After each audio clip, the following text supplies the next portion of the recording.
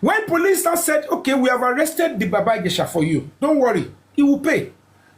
Now, bring the girl that you said she's 14 years old now. Bring her, let us go and run a test. She's 14, she's not meant to be having sex. Okay, let's go and run a test. And when police ran a test on the girl, the test came out and said, healing broken hymen. That means her virginity was just taken, not quite long, but it has not finished healing. Then there is presence of semen and evidence of perpetual penetration. Ibẹ̀ ni wọ́n tún wá ọba ìpè ọlọ́pàá wá padà kọjú sí ọmọ yẹn pé ẹni sùúrù 7 years ago kò lè jẹ́ òun ló ṣe ń jìnnà yìí.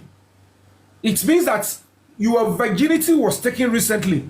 Almost sit down. Who and who have been having sex with you that you know? The girl did not mention Baba Ijesha. Okay, good. Who had sex with you? Who took it?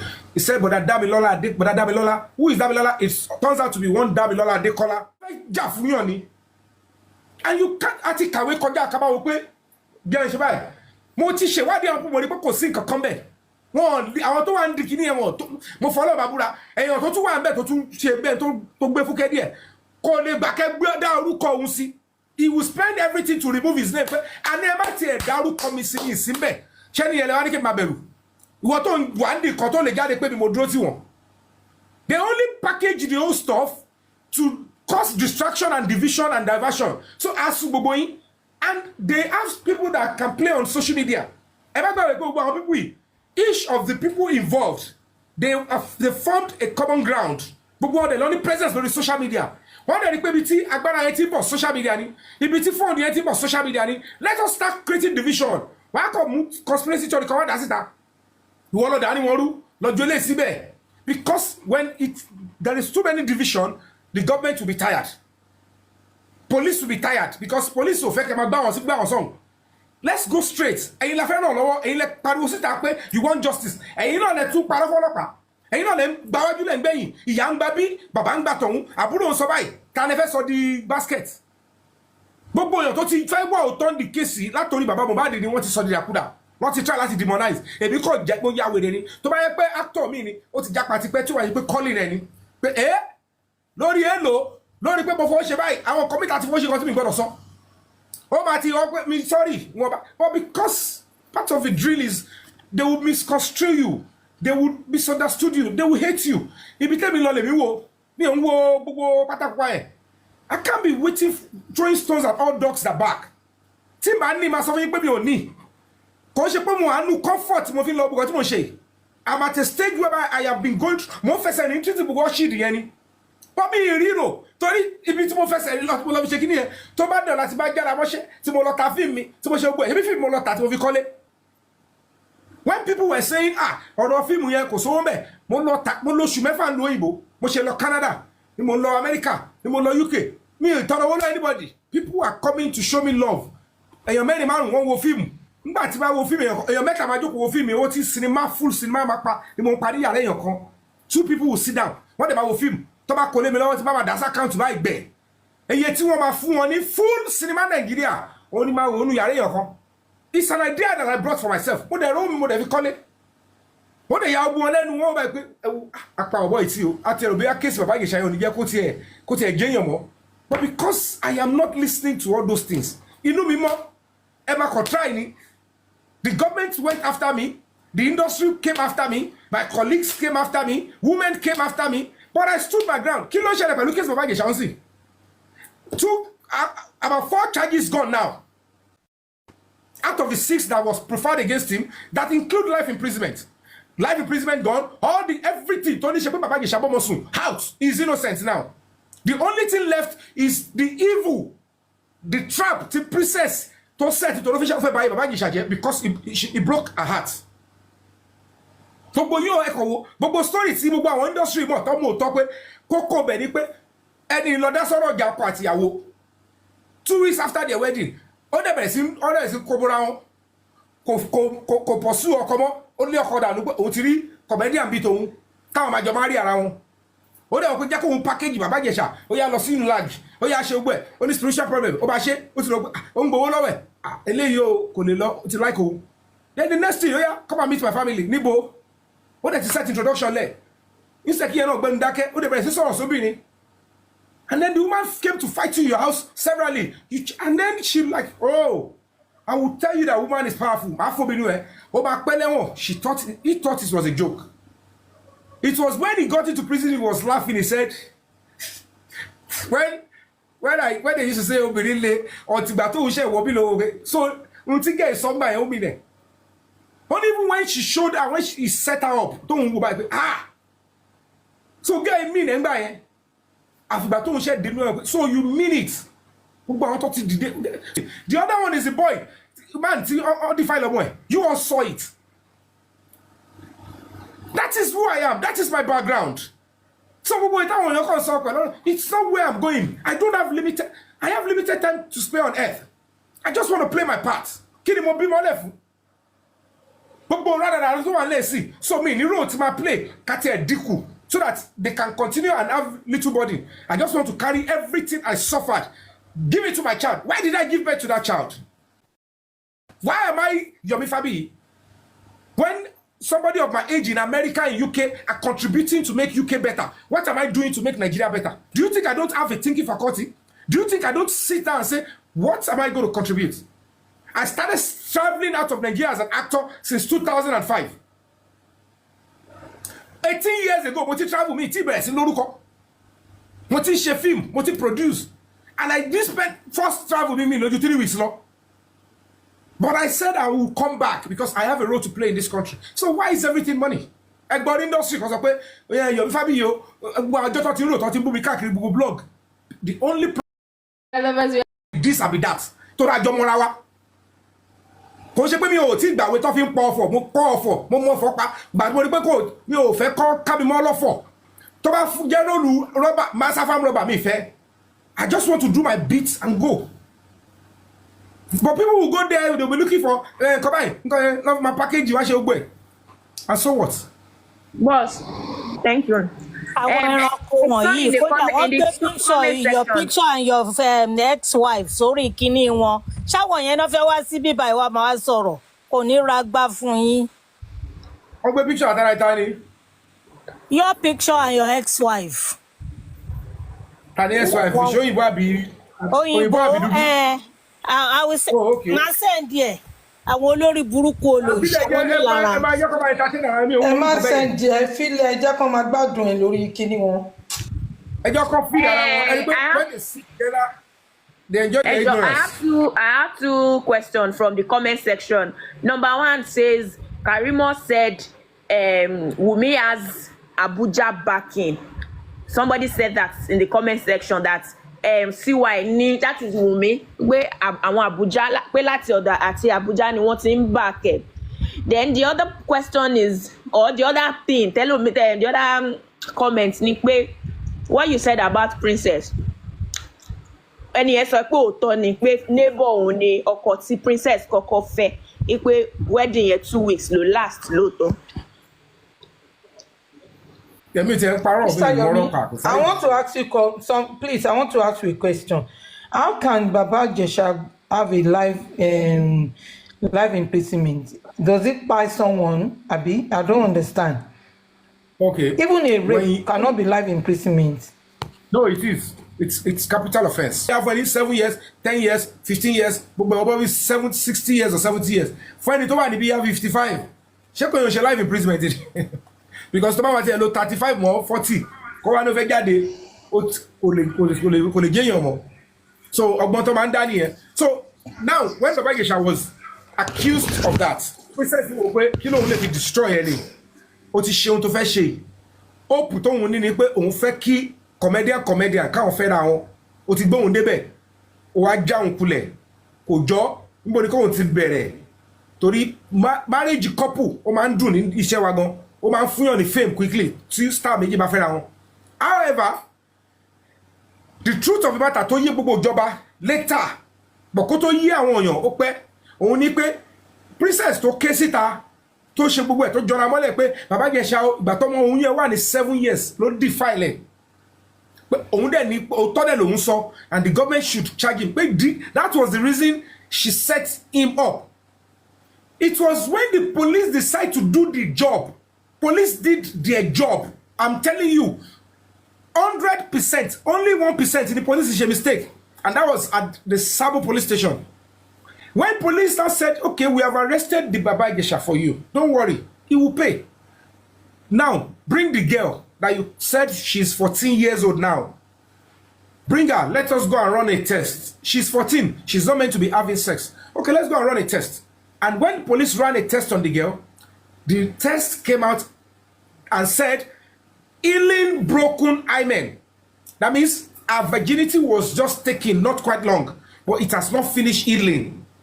Then there is presence of semen and evidence of perpetual penetration.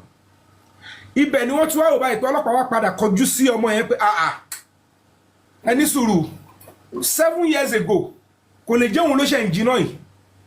It means that your virginity was taken recently. Omo, sit down. Who and who have been having sex with you that you know? The girl did not mention Baba Ijesha.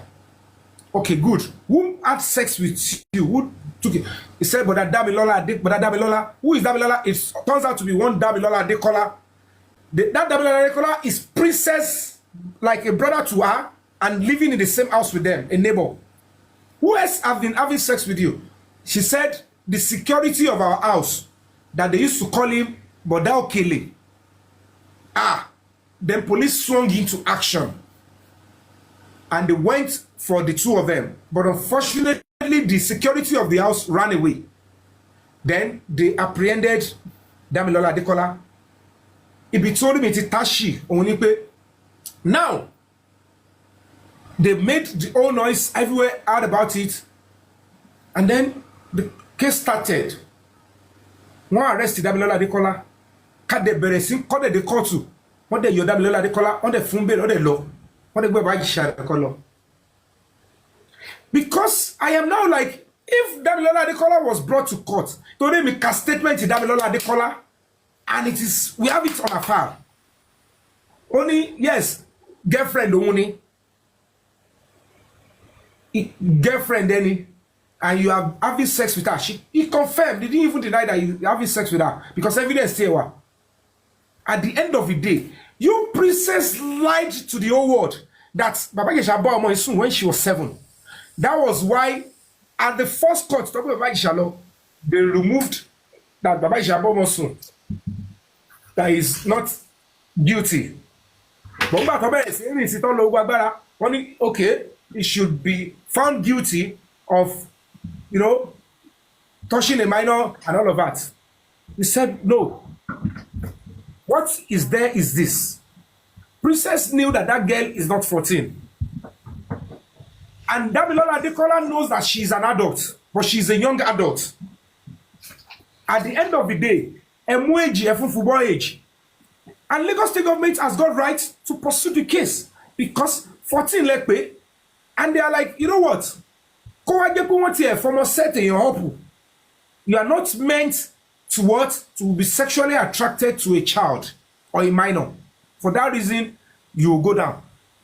Where is the age? Where is the proof of the age? The law says, before you can sentence anybody for sexual abuse of a minor or sexual assault of a minor, the evidence of age must be established first. Because somebody might look like an adult, but they're a minor. Somebody might have features of an adult and she's still a minor. And somebody might look like an adult, like a minor, and she's an adult. Jojo, King Besre Manshiri, Koweju. The best thing is to get these 3 things. One of them is you need to get a birth certificate. If you don't have a birth certificate, there must be the mother to testify or any adult that was there where the child was birthed, and that they'll go and verify from where the child was birthed. They will have a record. In the absence of that, the law says medical test. None of these 3 was done. And they are still saying Baba Ijesha is guilty because the girl is not up to 18. And another thing is this. Tell me about Osonipe. I know what is going on. Every other person might pretend, oh, it's about a child abuse. We must go. I am saying you cannot use lies, deception, punishing you for your own personal anger. Now, you claim somebody is 14. You did not show the proof. The government did not say, you need to bring the proof. The noise is everywhere. Fine, you might have set the man up.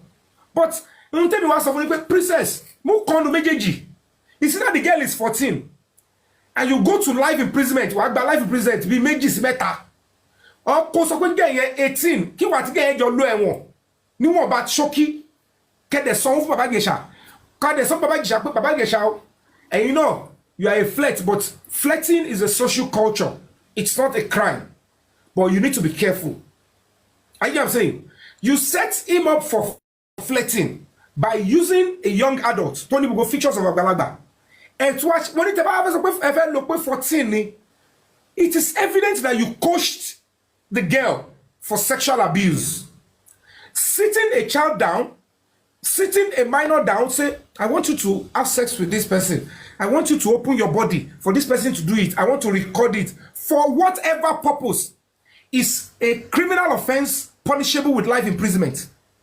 And the girl confirmed in court when she was asked, my dear, they said Baba Ijesha hurt you 7 years ago when you were 7 and you are traumatized. And that when you see Baba Ijesha in TV, you always shake. It's affecting your education.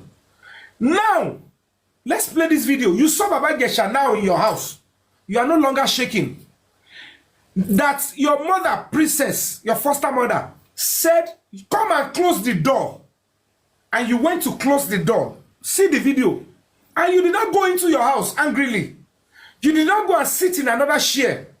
Why did you go and sit beside Baba Ijesha? The girl said, I will not be in the camera. They said, not be in the camera. Were you told about the camera? He said, yes. For what? He said, they said we want to shoot movie. Because princess, there was evidence that was submitted in court that princess used in inviting Baba Ijesha for a movie.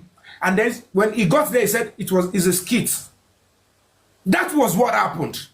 And she could not get all the, I am sorry, I'm everything. She didn't get it natural. She installed a CCTV. At the end of the day, CCTV, T princess installed. Extracted. How many minutes ni ọlọ́pàá ní kò sí network làwọn ò ṣe yọ CCTV. Orí mi tún tashi. Mo no kega fi yẹn lebe. But it is in that vein. Tẹ́ bá wo video yẹn rí pé nígbà tí wọ́n dé lára àwọn video tó wà online, wọ́n na ọmọ gay yẹn gan ní scene yẹn. And I'm like, okay now. Gbogbo àwọn togi tó fi na Baba Ijesha. The man is not like, I am seeing camera on my face. The only thing, I have an affair with the mother. The girls, you know, do whatever with me, give me face. I didn't know the face was a trap. I thought she was interested in me. And I know she's an adult. And I'm saying it to them that you are not meant to even entrap anybody. It's a criminal offense. But when you choose to even do it, if truly you are my friend, and you don't, they tell you I used to have something with a child, 7-year-old, when she was 7. If you want to know whether truly I am a pedophile, you will set me up with a child, 7-year-old, 5-year-old. If you set me up with a girl that has boobs, that is looking like a full-grown adult, somebody that is having sex already, that is no longer a right specimen. It is pure wickedness and evil. And I'm saying that you cannot use our law. You cannot use our courts to do this. It is gross human rights abuse to do this to an innocent man because you know naturally he will be attracted to an adult female. Why would you, if you want to know whether truly he is always sexually attracted to a child, you would have used a child. Despite the fact that you will go to jail for using a child, even using a minor, you are still going to jail. When they never come back, when they signed on 2021. Human rights is not for victims only.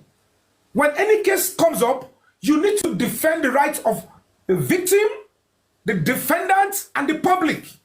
That is the right of a prosecutor. You must protect it. If you do otherwise, it's just simply ego. It's simply criminality and rogue. You don't know the law. And you're not even supposed to be there to defend the law. And I stood on it. And I stood till the, and I will stand on it to the last. Because I know certainly that if that man is actually a pedophile, you can't escape it. It cannot escape it. But when you cook up something, You organize crime and you are making me look stupid in my own country that, oh, we know the law better. And there's a portion in the law that supports organized crime. The only reason they are not saying it should be there, they say, okay, because the girl is not up to 14. Ask them, anybody, challenge them. Anybody that can come with evidence that this is at the police station or in court, there is evidence of the age of the girl that they see. Come and show it to me. Then make it make sense to me. Why should the Wahala color be walking free? This is a country you want to leave your own child for, and you don't want to fight and stand up.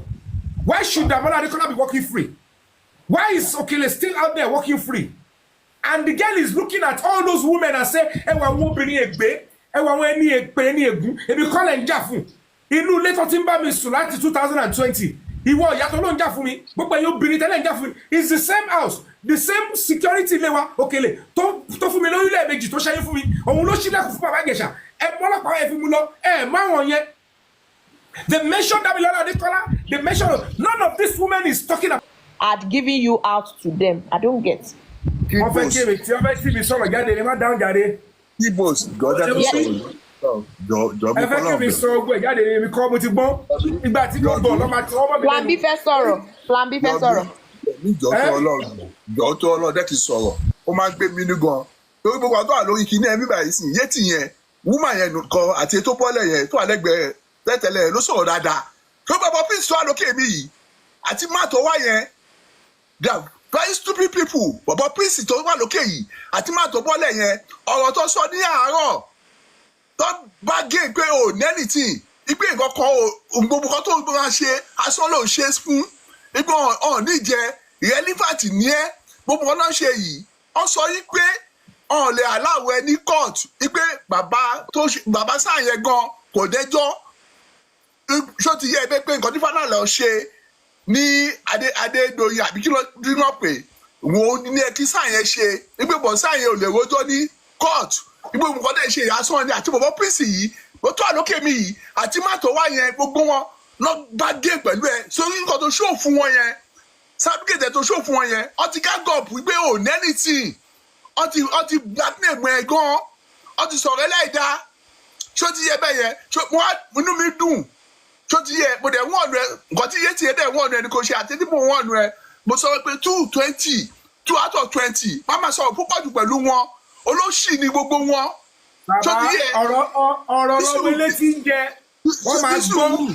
ní sùúrù òtítọ́ olótìtọ́ kì í nẹ́yìn tó ti yẹ bẹ́ẹ̀ yẹ àwọn aráàlú kì í lẹ́kọ̀ọ́ olótìtọ́ òtítọ́ ló gbé dání òtítọ́ ló ń sọ gbogbo tó ń ṣe ó wà nọ́mà tó ti yẹ bẹ́ẹ̀ yẹ wọ́n ní gbogbo tó ń ṣe wọ́n ní ta ló rẹ́ṣẹ́ gọ́dọ̀ wá ṣe fún ẹ̀ tó dẹ̀ ṣú ẹ̀ ó dẹ̀ sọ gbogbo kan tó ń ṣe fún kí làwọn ṣe ó sọ pé òun ní sábìkẹtẹ lọ́wọ́ kí ló ń ṣe kí ni kan tó ṣe. ní sábìkẹtì máa gbọ́ ṣe anything ìgbà tí wọ́n ṣe sí lọ́wọ́ ṣe àjáde nígbà wọ́n ṣe olóṣì ní gbogbo wọn nǹkan tó fi ń jẹun nìyẹn ẹ̀wọ̀n pẹ̀lú ṣáàmà ló fò kò lè wá bàtà ẹsẹ̀ mi ó lè wọ bàtà 500,000 ni kọ́ lọ kíní mi. the point my brother tí ò yé wọn àgbọ̀yọ̀ mi ní sùúrù ó máa sọ̀rọ̀ púpọ̀ tó gbọ́ princess sálọ ó máa sọ̀rọ̀ púpọ̀ ó lò sí ní gbogbo wọn tó ti yẹ bẹ́ẹ̀ yẹn ọ máa sọ̀rọ̀ ẹlẹ́ẹ̀dá tó ti yẹ ọmọ gbòòrò ni wọ́ ó dẹ̀ gbé kan tó dáadáa ní tó ti yẹ bẹ́ẹ̀ yẹn.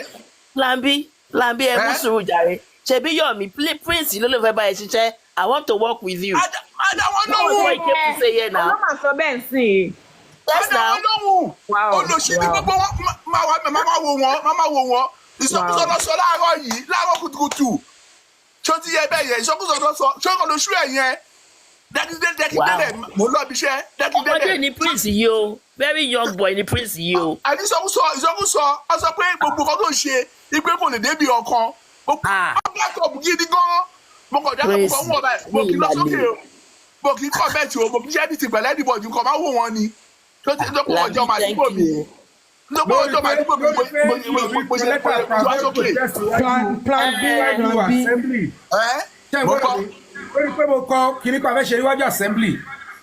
Olùsí ni wọ́n ìsọkúsọ náà sọ. ní commissioner of police àti PRO pè mí it's not an easy question. ọsọkọ máa mú ẹ sílẹ̀ ni ọsọkọ máa mú ẹ sílẹ̀ ni ṣó ti ẹ bẹ́ẹ̀ yẹn fẹ́ kọ́ mú ẹ sílẹ̀ ni ìgboro máa dàrú lókè mi kọ́ máa gbáwọn èèyàn dìde ìgboro máa èmi náà máa gbáwọn èèyàn dìde ládùúgbò mi ọmọ jà ọmọ sọ ìdájọ́.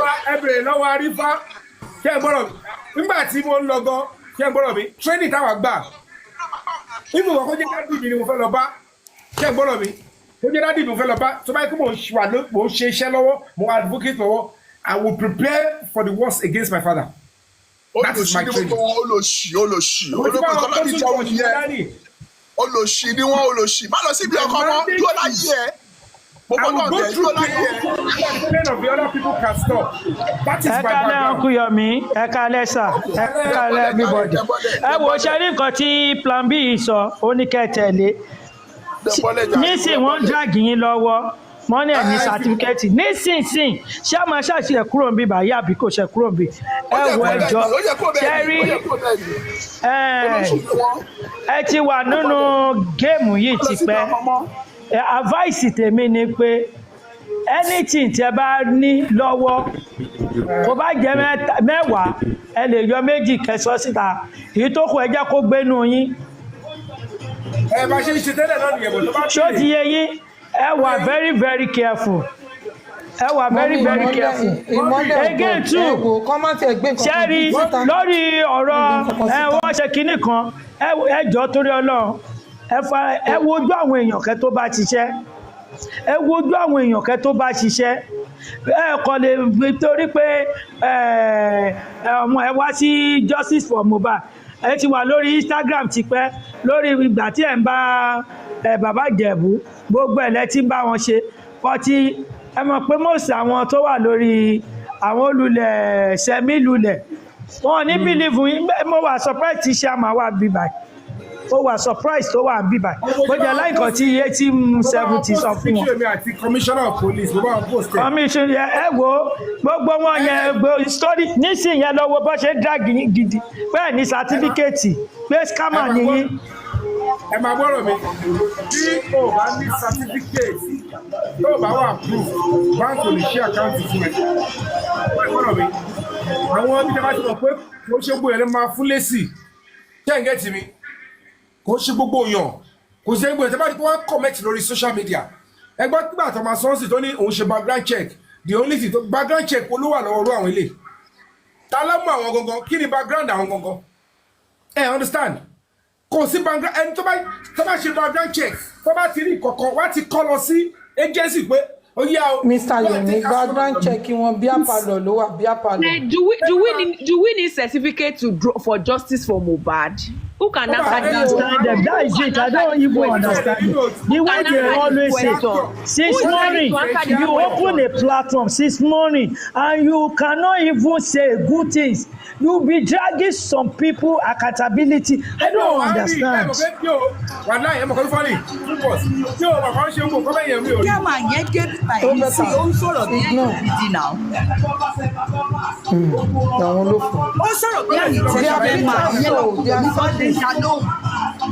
Mommy, music. Oh. So ó ti yẹ yín. The man chairman yẹn wá síbí báyìí lẹ́ẹ̀kan ó sọ̀rọ̀ bí an intelligent man ó béèrè question wọ́n ràn wá ní. Ẹ wo ni gbogbo yẹn fọmátì ni fọmátì ni. ń ká mi lára da ṣe ń bọ̀ báyìí pé kò kùjọ ní má dá lóhùn mọ́. Everybody ti mọ̀. Ṣẹ́rí Prince tó bọ́lẹ̀ ọmọ tó dá ni kọ́jọ kọ́ má mislead ẹ̀jẹ̀ ọmọ tó dá ẹ má bínú tó bá ṣe ẹni tí tó rọ. Orí platform káàkiri kan tó ṣe lọ́ọ̀ṣì. ẹ má bínú ṣìṣe èyí ọmọ wa ni ẹ̀jẹ̀ má bínú. Ó ní challenging behaviour so ẹ má ka ọ̀rọ̀ Prince kún. Ọmọ dáadáa ni ọmọ dáadáa ni ẹgbẹ́. Wọ́n máa lo vulnerability ẹ̀ láti wọlé Ọlọ́run ti change náà Ọlọ́run ti change ṣẹgbọ́n lẹ́ẹ̀kan Ọlọ́run ti change Ọlọ́run máa ṣe. Prince là ń sọ. bẹ́ẹ̀ ni Prince ó ní àbí ṣe bẹ́ẹ̀ gbọ́ ó ní bí Perkins ṣe máa ń bínú lòun ṣe máa ń bínú tẹ́lẹ̀. Ẹ má bínú ẹ jọ̀ọ́. ó lóun ti ṣe ní pé toró òun tó máa ṣàánú òun ó sọ bẹ́ẹ̀. kí ló wá lọ sórí platform wọn kí ni fótó lọ ń dá sọ̀rọ̀ wọn bẹ̀. ẹ kò gbọ́dọ̀ mọ̀ jẹ́ kí a lot of people lọ sórí TikTok and say whatever. nǹkan tí yóò tí ì yé mi ni pé ẹjọ́ ṣé èèyàn lè lọ ópùnù ẹ mọ̀ pé personal hotel lè máa ṣí àkáǹtì lórúkọ ara ẹ̀ but when it comes to incorporated trustees bóyá ọmọ mi ní NGO. Comrade Yomi Fabiyi, they want to frustrate you so you can leave this job. Don't talk. I'm telling you. Wọ́n lè frustrate me. Education lè mi sọ ni pé come understand it before they can open an account for you with an NGO. They would need to get all the data and details from each individual. Tó wà ní ẹwà bí abalọ ní yamari. ẹ ti get kọ́mọ̀ sọ. Àní kótó di pé lè ṣe account fún ẹ pé NGO. All the board of trustees wọ́n máa gba details gbogbo àlámọ̀rí gbogbo wọn wọ́n máa gba gbogbo ẹ̀ lórí BVN. wo ẹ má ṣàlàyé. Mr. Yomi ọkùnrin Yomi ẹ ti máa sọ̀rọ̀ jù ẹ má máa sọ gbogbo ṣẹ́rí ó dàbí pé the more you are talk too much the more they will be holding you ṣẹ́rí àwọn kankan wà ẹ má bínú mà ẹ má bínú ẹ má talk less ṣẹ́gbọ́ kó ṣe gbogbo information lẹ máa throw out. Let me tell you something, ẹjọ́ torí Ọlọ́run. Mr. Yomi. You have to learn ẹ ti wà nínú fíìmù tipẹ́ náà. Ẹni sùúrù Mr. Yomi they knew all this. Wọ́n kàn try láti máa ṣe òṣì wọn ni. They know everything. Even them. Ṣẹ́fẹ́ gbọ́ ẹ̀yin lẹ ẹ ti ẹ̀ wọ́n rí olórí ẹni sùúrù orí Google lẹ ti kà fún ilé ẹ̀kọ́ yẹn. I know when people intelligent people are talking. I know when people are when they are when they are arrogant with ignorance. Exactly. When people are arrogant with ignorance, you know. Ìgbà tó ti sọ yẹn, I need to educate ẹ̀yin lẹ́yìn lópọ̀lọ́ tó pọ̀ jù. Tó o bá ti ọ̀rọ̀ ọlọ́mọlétí máa ń jẹ. Ìwọ tó o bá ti mọ̀ nǹkan tó bá fẹ́ if what you are proving to know is a guess, òyìnbó ni don't prove to know. They are coming like they know and they want to misinform and you expect me to keep quiet. I will educate them and take them to the cleaners. You know why I said you don't hold anybody explanation. You don't hold anybody explanation. Just keep it so. Let me tell you, Mr. Yomi. Bí mo ṣe wà yìí, ó ṣe pé mi ò mọ anything, but I just keep quiet. I've been watching. Ṣọ́ọ̀tì yẹ yín. Mr. Yomi, you know why I said let him explain that come to us because the same person will go to another person like bossing as if he know it all and he doesn't know nothing. Mommy 70 ẹni sùúrù mà ẹ mọ nǹkan tẹ́mi fẹ́ sọ. Okay, when you said you went to check a background check, you went to go and do a background check on someone without his consent. Ṣé ọmọ mi ni ẹ̀ ṣá? Do you get? He's interfering with the privacy of that person. You understand me? Oh, now, please check. Okay. Bring that your reading. If you do that, mommy, bring that your reading. Mo fẹ́ mú point kan jáde ń bẹ̀ yẹn ni. Okay, ó ti wá ṣe nìyẹn. Accepted ó ṣe.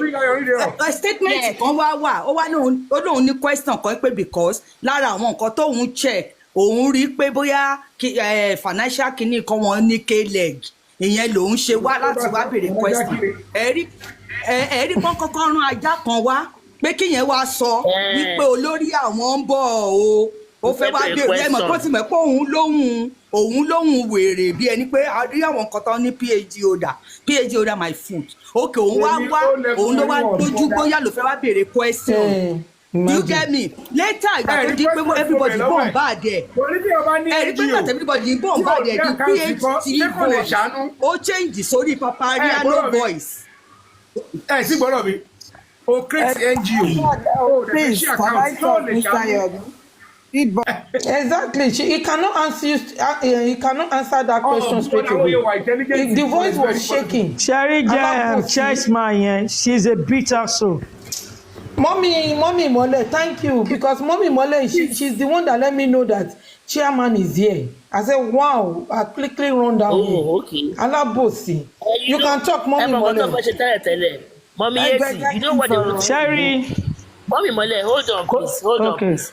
Mole of God, hold on, please. What they wanted was what they were doing for Yomi before. For Yomi to come to their platform. And we said no.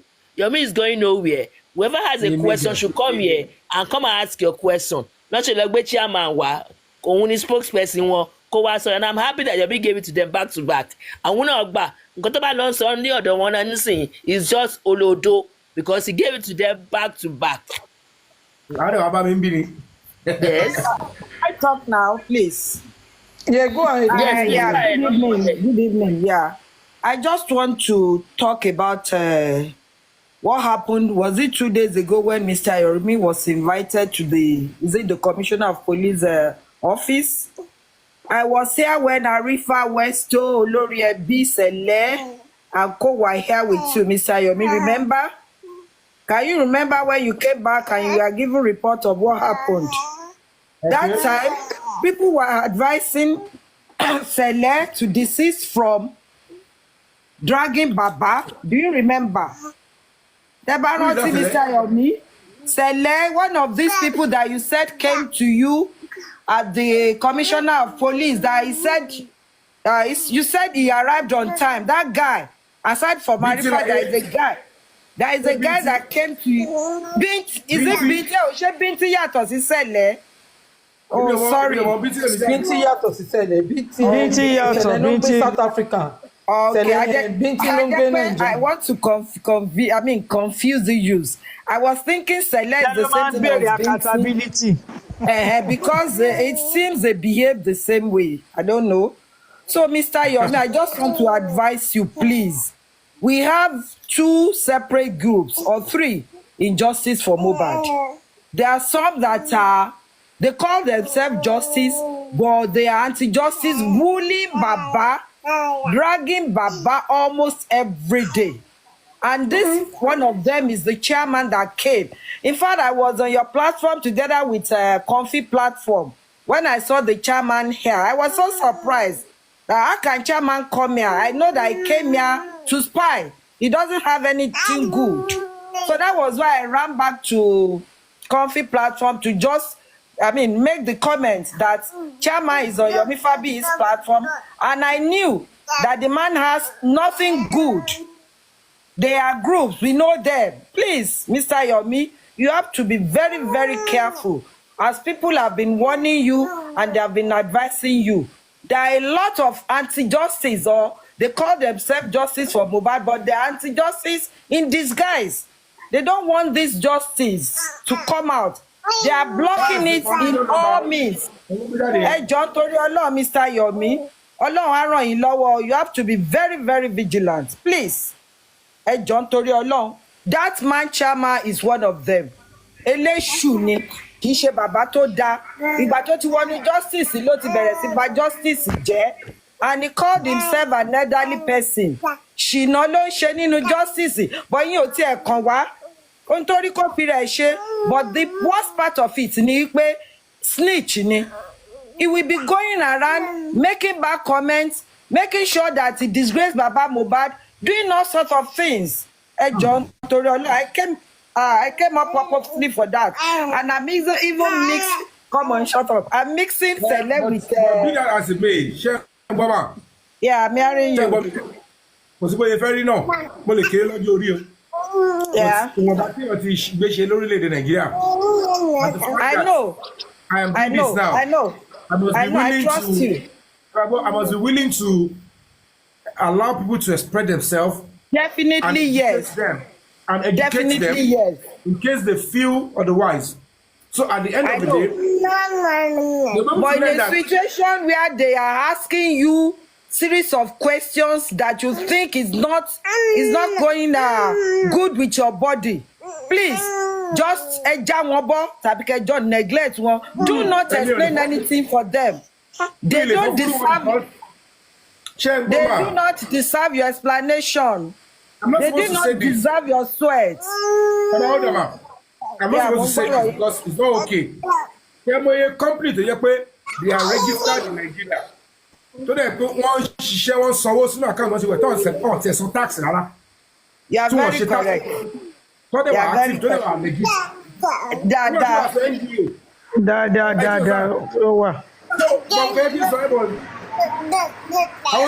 You need to take time to educate them. Ọ̀sẹ̀ bá ti kọ̀tẹ́ educate wọn, ẹ má fi gbogbo ẹ̀ ṣe pé o, I'm bigger than you, I don't want to give you this. Wọ́n sì máa ní òṣèlú nǹkan tó hide wọn. So don't just open up. I don't know the basis for scrutinizing me because me Chief Fashion, you are here too. You too. You are among of them too. My voice. They want to take my voice. They want to down me. Fashion. Our company too has a tax here, and the company's invalid. Please, Mr. Yomi, you know that is why I try to tell you it's none of our business if you're having any conversation or anything communication with the legal team, because I don't see why someone in that age asking that stupid question. That is confidentiality. It's not something that you need to tell nobody. I don't need the legal team to do what I'm doing. No, Mr. Yomi, you can have a word with legal team. It's none of our business. Kí la fẹ́ mọ̀ pa ọ̀rọ̀ tẹ́yìn àti legal team sọ. Tí kò bá ṣe pé snitch ni, why is he asking that kind of question? Very annoying.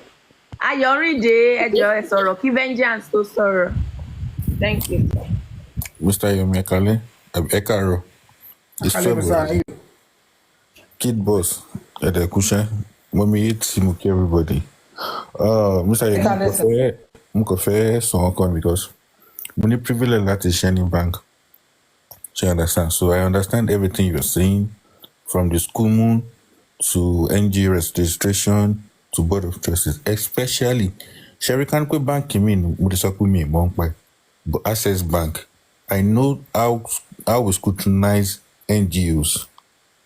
So you understand? I know how we scrutinize it. School money go to the jadi, or they take 3 months or 2 months. You need to do our findings. Your CSC document, even if it's inactive before, you have to activate it before we do it, before we open the account and everything. So NGO account is not an account that you come today and to be open today. It has to go through due process. So Emarikwe, Musen Yoko Jadleko, Mumujadi. Not everybody had the privilege of where to check it and to bring it out. This is it. Let me just this. Address in Jadi at the register and everything. So one thing I want you to do is that it's not everybody that ask you questions. Cherry, most of us will go to school. Elomia wa do class ku nigmontan so Elomia wa leyin class agbo.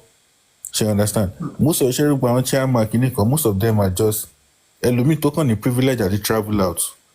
To or anything. She understand. So when you say something is not registered, something is not, then try and verify. There are questions you ask. She understand. Okay, someone is telling you about school, you are saying you know about it, EFCC. Everybody knows school EFCC. Ki ni wọ́n fi school ṣe. She understand. But kò yé wọn. She understand. So most of them, they don't understand. You will see some people arguing with the NGO, you can't pay tax. That's a dumb question. That's a dumb stuff. She understand. So not everybody should know. There are some things you should know. NGOs don't pay tax. She understand. Even if they are going to do even if they are going to do their, they only have internal auditors that's going to. Mr. Yorinde, can you repeat it so they can screen record it, please? They should not screen record your name. This is what I'm trying to say. For NGOs, they don't pay tax, but they have internal auditors that will audit their account at every year. Each NGO has their own financial year. January to December. It might be from February to February of next year. It might be from this or from September to September next year. That's 365 days. Depending on the NGO, there are some NGOs that you have to come that they will audit you 2 times. We have NGOs like KPMG. We have like so there are people like that churches, mosque. If even churches, they will come for it. They are different. NGO internal auditors to audit before external auditors will come. Sure, you understand? So that's why I'm saying it's not we can speak big dramas, we can this and that. You are saying an NDA is not activated. I said, okay, fine. I did my own research and I saw it. That's why I'm able to say this and I've been able to post it out. So Entoba believe we can any color CCAC site, Elomi, work on the phone, or more usefulness of their search engines and everything. So you understand? Go there, search for it, look for their board of trustees. There are many things you search for, but it's not everybody that understands it. So you understand? Everybody's just shouting background check, background check, background check. If you come for me, I know they Nigeria, so I understand the fact that most of them want to come with their own NGOs. They want to come with this. Come with your NGO. Let's do your background check. Before you can open an account in Access Bank, screenshot it. Access Bank is listening to me. Before you open an account in Access Bank, you go through your SCUMU, you go through your CAC document, you go through your board of trustees. They will sign. So you understand? If it's going to be one signatory, even if it's going to be one signatory, two signatories, they will sign. Passport will be there, your biodata will be there, your IDs will be there. Is it like international passport there? Because it's an NGO. Find it, Gidi. You understand? School so it's not that one can decide to pay school for one she background check school show to a fraudulent theory. These are things we do back end before you do it. Sure, you understand? But most people don't understand. I mean, it's not because Mr. Learning. That is, see, I'm not trying to defend him, but because I have the privilege as a banker, I understand everything you're saying. Even when you're saying this, I was just looking at, okay, any more things. I understand it because I work in secretariat.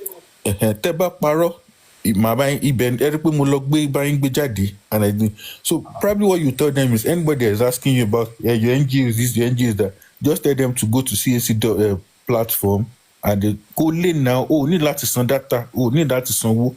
You search for it and look for it. Oh, not to be saying. Oh, might be everything. Oh, might be director. Might be CEO. Oh, might be board of. So I think that's it. That would be able to. I've been able to clear that part. Thank you, Mr. Yomi, the chairman here. Vengeance, can we have it, sir? Good evening. Good morning, good afternoon, good evening, Mr. Yomi Fabiyi. I'm so happy that you've given me the privilege to talk to you again today. The last time we spoke, that was a couple of weeks, and I told you something. I said, in this justice, Iru, at Okuta, at everything, low and back. On the Kogumo, Ashapabi, get you by. God bless you. There were people that are snakes, but they'll come in sheep clothing. They are devourers, but they will come like domestic animals. They are predators. They will be looking so weak. They will be looking so timid. You will think they cannot hurt a fly. But they are wicked souls. In fact, they are deputy to the devils. Deputy devil ni Èṣù gangan ni wọ́n. Deputy Èṣù ni wọ́n. Wọ́n burú gan. Ìlara gbogbo ẹ̀ olókùn wọn. So I want your allegiance to be to cause of justice for Mohbad. You hold nobody an allegiance except the cause of justice about that boy that is presently lying in the morgue. Cold. Tí wọ́n pa láìpẹ́ ọjọ́. That's where your allegiance lie. You don't owe anybody accountability. You don't owe anybody explanation. Sherry, wọ́n ní pé nǹkan tí accountability or Red Cross. Wọ́n ní nǹkan tí àgbà fi máa ń jẹ ẹ̀kọ́ abẹ́wé ló wà. The less they know about you, the better it is for you, Mr. Yomi. You are not looking for orúkọ. Orúkọ kọ́ lẹ́ ń wá. Mr. Yomi. What the point Mr. Yomi. So you are not doing this to please any human being. You are doing it. Level, Mr. Where Chief Yomi gets here, you are not doing this to please any bagger, you are not answerable to any bagger. You are answerable to your conscience. Do you understand? You are not a subordinate to anybody. You are a main man. I told you that time. I said you are a king in your jungle. You are not anybody's boy. If you remember, yes, I told you. I said you are a king in your jungle. You told me that I was hyping you, but that's not a hype. You understand? You have it. You have it. You have it. You are a household name. Do you understand? So everything tẹ́ bá ní lọ́wọ́, you understand? Mẹ́wàá tẹ́ sọ pé ẹ ní lọ́wọ́ pé máa sọ méjì yẹn gan, Mr. Yomi, ẹ jọ̀ọ́ ẹ má máa sọ méjì. Ẹ lè sọ bí abi one o, ẹ lè sọ bí abi half of one nínú mẹ́wàá. If they are not cool about it, let them go and hug transformer. I told you the last time, the reason why some people are close to you when you first came in, everybody was talking, mo fẹ́ gba private lawyer, mo fẹ́ gba independent lawyer, is because they want to get the information about what is happening. That is it. And that is the same cause táwọn kan ti sọ yín dọ̀tá. Even now, àwọn kan ti sọ yín dọ̀tá torí pé ó dẹ̀ pẹ́ ẹni fẹ́ máa fi ọ̀rọ̀ sábẹ́ ẹni fẹ́ máa fa ọ̀rọ̀ sábẹ́ àwọn sọ fún wọn. Ìfipá aláàbẹ̀ ti bẹ̀rẹ̀ nìyẹn. I told you now, they are not cool with it. They are not cool with it. Wọ́n fẹ́ mọ bóyá ṣẹlẹ̀, wọ́n fẹ́ mọ bí ikú ṣe pé, bí iṣu ṣe kú, bí ọ̀bẹ ṣe bẹ́, wọ́n fẹ́ mọ everything. They are not cool with it. They are not working for justice. Àwọn yẹn gẹ́gẹ́ ló fẹ́ gba information. Ní wọ́n fẹ́ lọ tà fáwọn baba Liam. Wọ́n fẹ́ gba information. Wọ́n fẹ́ lọ tà fún Wùmí. Gbogbo ẹ wo ọ̀pọ̀lọpọ̀ làwọn tó ń ṣiṣẹ́ yìí. Ọ̀pọ̀lọpọ̀ làwọn. I'm telling you, ọ̀pọ̀lọpọ̀ àwọn tó ń ṣiṣẹ́ lè tẹ́ pé wọ́n wà lórí payroll Wùmí o. Tó wà lórí payroll Ìyábọ̀ Òjó. Tó wà lórí payroll baba Liam o.